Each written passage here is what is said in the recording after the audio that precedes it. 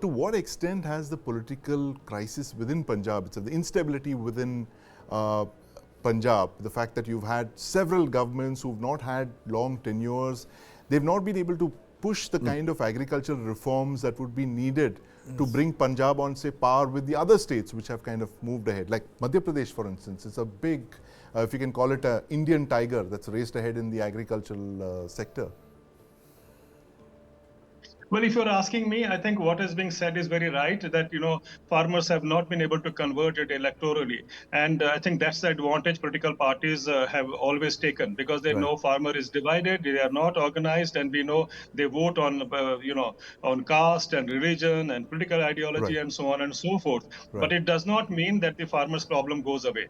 I think it is time that we all join hands to see how agriculture become economically viable. And in fact, I personally feel that the entire reform process that you talked about is actually somewhere fractured. We have always been focused on industry as the engine of growth. Imagine if India had, instead of following blindly what the West is doing, if India had gone for agriculture being the second engine of growth, imagine where the country's economy would have been today. And that is what Sabka Saath is all about. So let's aim at that rather than worrying about the electoral outcome and so on. Right, the electoral outcome is just one thing. It's a bargaining tool, I would think. But Kartikeya, this point about us not pursuing agricultural reforms, on the par with, say, the industrial revolution that we are trying to bring about, manufacturing and all that. Why is that not really taken off? The government seems to be throwing a lot of money at the farm sector, from, judging by the numbers that are being put out in the last couple of days. But why has the farm revolution not really happened? Why we not had a second green revolution? It's like farming communities are also captive political communities. It's like what Muslims were to Congress parties in 70s and 80s, the middle class to Bharatiya Janata Party today. So farmers as an entity, as a political entity, was part and parcel of, I would say, politics. For example, the cooperatives of Maharashtra, they in 60s and 50s emanated from those who were in the sugarcane field. Then it became a cooperative, then turned out to be a bank, and all of them went on to become politicians like Sharad Pawar, Yashwant Dada Patil and all that. So similarly, I think it created its own political class, and now there is an inertia. No one is trying to break that. And I think it requires an overall setup. For example, if we need a millet push, then it has to be an all India millet push. If we need to de-addict from wheat and rice, it requires alternative or it requires replacements. Or for example, if we want to push people out, and as Mr. Sharma rightly pointed out, they have to be accommodated in the tertiary sector, then there has to be a way they need to do that. What has, I think, happened over a period of time is there have been demands, some were met and some were not met.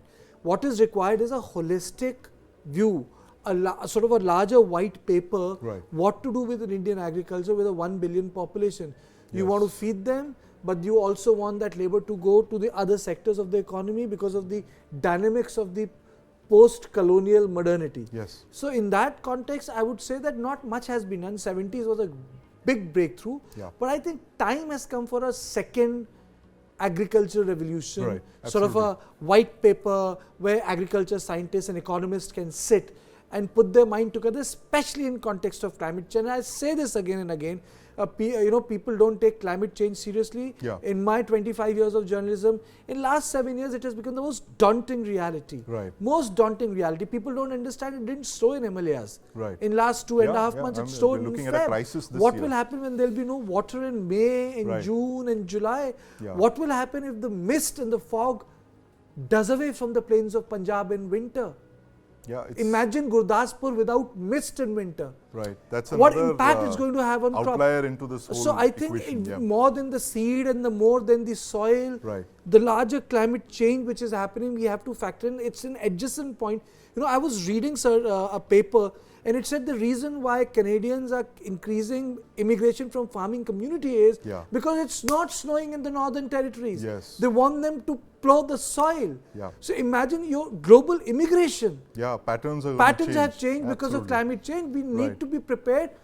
Punjab's reality is a big reflection of that, and it's not part of our narrative. You know, we get limited to Arthia, we get limited to MSP. We are not looking at a bigger picture. Absolutely.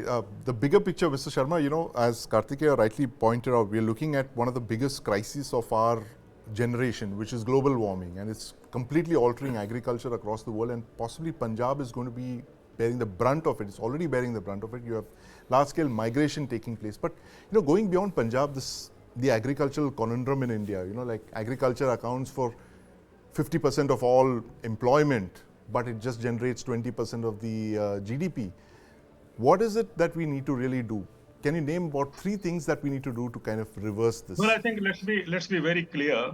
You know, first of all, we need to know what agriculture's, when we talk of income and the welfare part. Yes. Why I'm saying this is because a recent OECD study, OECD, as you know, is the largest trading bloc of the world. Right. They have come out with a study in October, and they tell us that very clearly it says that they have examined the 54 major economies, how agriculture is supported in those countries. Right. And when we talk of white paper, I think this is where a white paper is required. Right. And the study says very clearly that there are 3 countries which are in the negative zone, where the farmers are incurring losses. One is Vietnam, the other one is Argentina, and then India.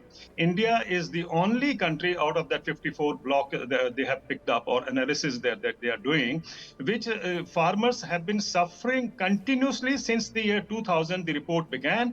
And since 2000, Indian farmers have been continuously incurring losses. And Argentina and Vietnam, which are also in the negative zone, the governments have covered up the losses by budget support. India is the only country where we have left farmers at Bhagwan Bharose. And the impact is very clear before us. Another OECD study tells us that between 2000 and 2016, 16 years, Indian farmers lost 45 lakh crore. Now, did you ever see a debate in the media? Did you ever see a question being asked in the parliament? Did you ever see a question being asked in a state assembly? The point is, if 10,000 crore loss was incurred by the industry, everybody would have been up in arms saying, oh, we need an economic stimulus package, it is policy paralysis, and so on and so forth. The point I'm trying to make is we have deliberately kept agriculture impoverished, and I think we need to bring out a white paper on that. Once we have that, then we will understand that we don't have to blindly follow what the West has been telling us, whether it is the World Economic Forum and the other universities and so on, or the World Bank, that, you know, you must move people out of agriculture into the industry. I don't agree with that idea at all. You know, why can't we build up? We claim to be Vishwa Guru. Why can't we show a model to the rest of the world that you make agriculture economically viable and profitable? That will address not only the crisis in agriculture or in food security, but that will also be a solution for employment generation. Why can't we do that? Why do we have to just go by what I was taught in Economics 101, saying that you move people out? Why? Why can't we reframe our economic thinking according to what the country needs are, rather than going by what the World Bank and IMF suggest? And I think, let's be very clear, all over the world, markets have failed to enhance farmers' income. Whether it is United States of America, whether it's total European Union, Africa, or India and the Philippines. The Philippines has recently come out with a national commission to assess which section of the society is the lowest paid. And you know which is the section? Farmers and fishermen. This is not only true for Philippines, it's true for India, it's true for European Union, it's true for America. America, the rate of suicides in the rural area is 3.5 times the national average. This is America. And if American, you were to withdraw the subsidies being given in America to agriculture, the remaining 1.5% population that lives in agriculture there would also disappear. Now, the point here is that we are in the corporate thinking. We think that unless we move people out, there is no kind of economic growth. Absolutely, Mr. Sharma. That's the very important points you raised over there, that agriculture is in a crisis, but it's not only an Indian problem. It's probably not even a Punjab problem. It's a global problem, and agriculture continues to be at the bottom of the pyramid.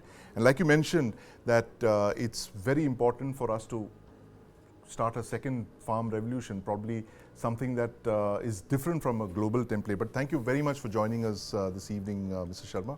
Thank you for your thoughts.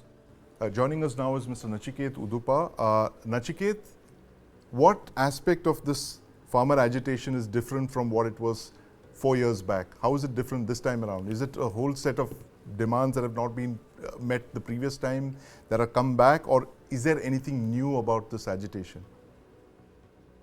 In a sense, it is the unmet demands from last time, but what is different is last time the three farm laws were taking the sector in a direction that the farmers didn't want. Right. And so the whole agitation, in a sense, was to maintain status quo. But now this is a positive agitation in the sense that it is trying to take the agriculture sector in a direction that the farmers would like it to go.